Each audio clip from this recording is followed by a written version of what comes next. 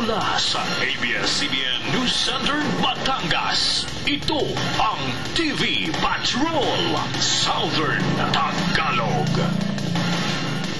Magandang hapon, Southern Tagalog. Kami ang mga patrol ng Pilipino.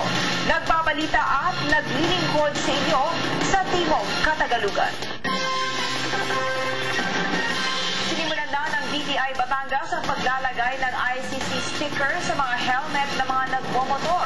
Sa susunod na buwan kasi, huhuli nila ng LTO ang makikitang gumagamit ng mga helmet na walang ICC sticker.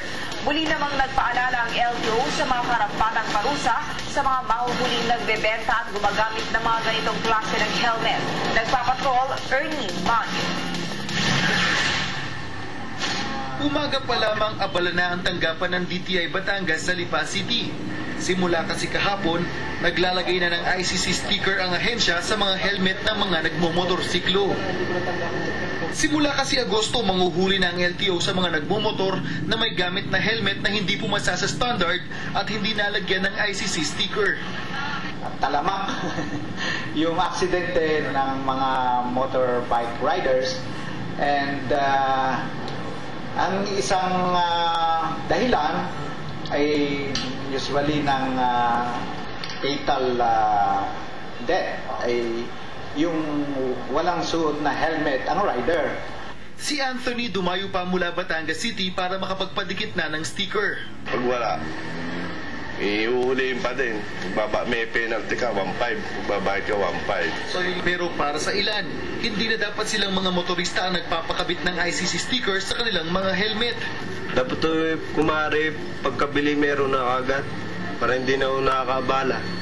Pero ayon sa DTI, mga may motor lamang at may-ari ng helmet ang lalagyan nila ng ICC sticker. Hindi kasali rito ang mga retailer o mga nagbebenta ng helmet sa merkado.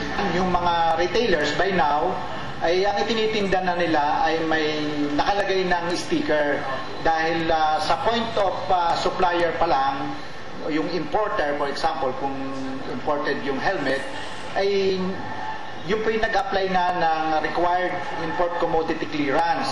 Ayon naman sa LTO, ang mga tindahang nahulihan na nagbibenta ng helmet na hindi pumasa sa Philippine Standard at walang ICC sticker ay pagmumultahin mula 10 hanggang 20,000 piso.